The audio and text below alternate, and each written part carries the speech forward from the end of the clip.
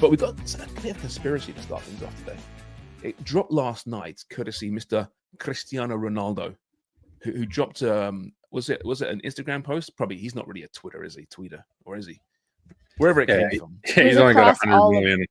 Yeah. Oh, actually, no. Actually, sorry. Ronaldo told us 115 million followers on X. Oh, Jesus. 115? Okay. He's also an Xer. He said it's a picture of him in his Al Nassr jersey. The chapter is over. Story still being written. Grateful to all. Is he moving on from Saudi Arabia? It then kind of grew a little bit, Dubs, with speculation about where he might go. And Gianni Infantino saying there are some discussions with some clubs. So if any club is watching and is interested in hiring Ronaldo for the Club World Cup, who knows? Still a few weeks' time. Will be fun. Now, there's that little window they've created FIFA to allow players to sign for clubs ahead of the usual transfer window so they can play in the Club World Cup. It's going to be a crazy, hectic week. They need Ronaldo to play in this tournament. They want Ronaldo to play in this tournament. Suddenly, there might be a bit of a bidding war for his services. Are you excited by this? Or is this kind of typical of modern football consumerism? We need eyeballs on this product. Let's get the most famous footballer in the world or second most famous footballer in the world on that stage. I'm not sure where I feel about this. I want to see him. Be kind of cool. But yeah. So representatives of Ronaldo were unhappy at Infantino's comments regarding his future, right? And they also might be unhappy given the fact that you just referred to him as the second most popular player globally, right? That would infuriate them. At first I said the most, then I said, oh, maybe the second most. Depending on whether you fall on the Messi line or the line of Ronaldo, it's up to you. It's all subjective. But 115 million followers does say a lot. Yeah, I mean, it certainly would help get eyeballs on this tournament when they were desperate to find broadcast rights and find something that was lucrative, something that they, in their estimation, was going to be equal to the scope and the scale of this tournament, right? And the interest hasn't quite been there. So via investment in Saudi Arabia, they get DAZN to show it. But I mean, maybe they're still feeling like they need to drum up that interest and that excitement, and certainly a team, where things have stalled out with Ronaldo and his negotiations with his contract in the way of extending it with Al Nassr, and no agreement has been found. It certainly would be a good story, right? And then Infantino himself, just adding fuel to the fire, was like, well, Inter Miami are going to go against Real Madrid, maybe it could be.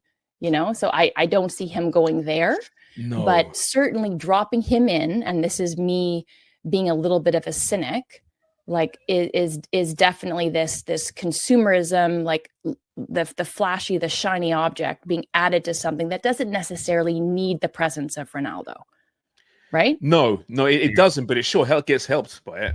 Of course. Right, Craig? I mean, it's going to be a real shot to the arm to pump this to those that perhaps wouldn't otherwise watch it. Yeah, no, if he does sign for somebody that's playing in it, he just puts it out on social media to his billion followers. And that alone, I think the tournament will build in popularity as it gets closer, I think. But could you imagine if he signed for Miami and him and Messi were playing together? That's the one I was thinking about, right? I mean, I would have to watch that. You'd have to. Well, yeah. Or maybe even better, if he signs for Al Ahly or Palmeiras or Porto, because then he's in the same group as Inter Miami. And then suddenly you have this situation where it's Messi v Ronaldo on the world's biggest stage. Mm. Well, cool.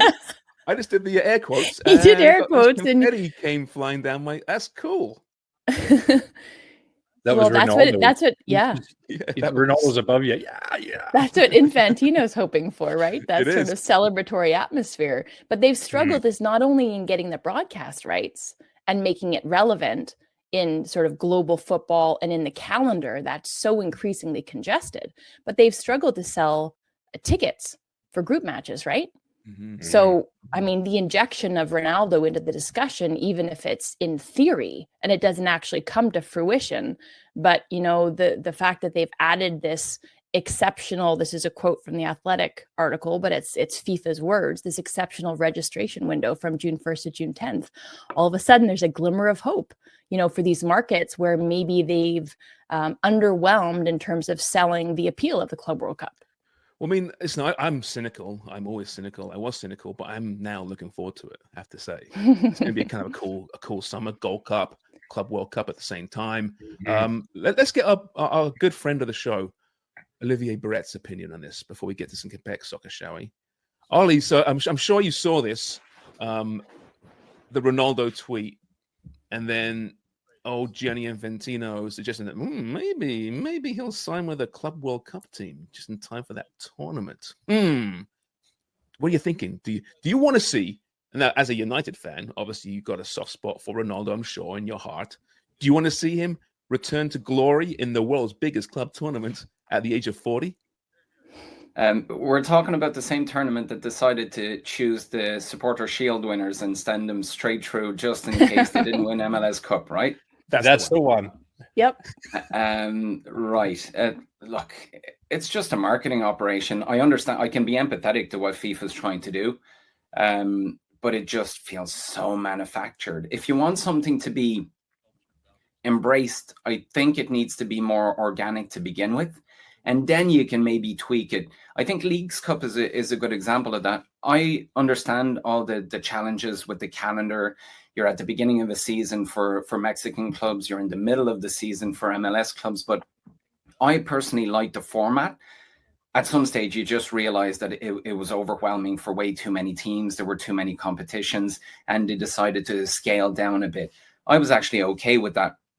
This tournament just feels manufactured from the get-go. And it's just like this last bit of news is just not really surprising, personally. Although his people were upset by Infantino's comments, as they would be. But I do wonder where the fit is. Maybe we'll talk about it later this week. But just to quickly go over the teams, those that don't know, in the Club World Cup, I mentioned Al Ahly, Inter Miami, Palmeiras, Porto, Atletico Madrid, Botafogo, PSG, Seattle Sounders in Group B. You got Auckland City, Bayern Munich, Benfica, Boca Juniors in Group C there. Group D, Chelsea, ES Tunis. Yep. ES Tunis. Don't know who they are. Flamengo, Lyon, not the French Lyon. Group E, Inter Milan, Monterrey, River Plate, Urawa, Reds. I think that was Gary Lineker's old team, wasn't it? Maybe. Group F, Dortmund, Fluminense. Oh boy. Mamelodi, Sundowns FC. Yeah, of course. South Africa. Yeah. There you go. And Ulsan. Group G, Al Ain, Juventus, Man City, Wydad, AC. Wydad? That's my daughter named that team. You know, why? My dad. Group H, Al Hilal, Pachuca, Real Madrid, and Salzburg. So there you have it. But we'll talk about this more as the tournament comes close. Can I just make one quick comment on that? I think there are some clubs in terms of branding. You know, we compared the Saudi Championship with MLS at a moment where Ronaldo was deciding where he was going, then he was followed by Messi. But I think in terms of branding, MLS is light years ahead because of the names that came, but also because of the marketing. I think to this part of the world, at least, it feels less obscure and easier to embrace. Those tournaments are incredible for Middle Eastern teams and Asian teams as well, who'll be especially coming to America and maybe getting discovered. I mean, I get that feeling. I don't know what it's like for you guys, but, you know, Japanese sides, be it with senior men's national teams, women's national teams, even youth teams, you see them play and all of a sudden you develop some sort of affection for what they're trying to do football-wise. And it's going to be really interesting to see how some of these countries or those clubs have their perspective or perception changed throughout those kind of competitions. That's a great point. I just about remember the 80s watching the European Championship and not knowing really much about these clubs or on the national front, the teams, but hearing about certain players. Ruud Gullit, this guy's really famous. My grandparents gave me a T-shirt of this guy once upon a time. Don't know much about him. Oh, there he is, playing for AC Milan or playing for the Netherlands. that mystique, that I don't know what it is, that almost the romance was still alive in football, whereas now you know about everyone, you watch them everywhere. So I think they're bang on there with these teams. This is something special for them. Do you have the T-shirt for when he put Shearer on the bench, or was that a hoodie? I remember the T-shirt. It was Ruud Gullit and it was Van Basten, and it was the AC Milan. And I mean, god damn, what a team! The Dutch team as well. 88, right, when they won it.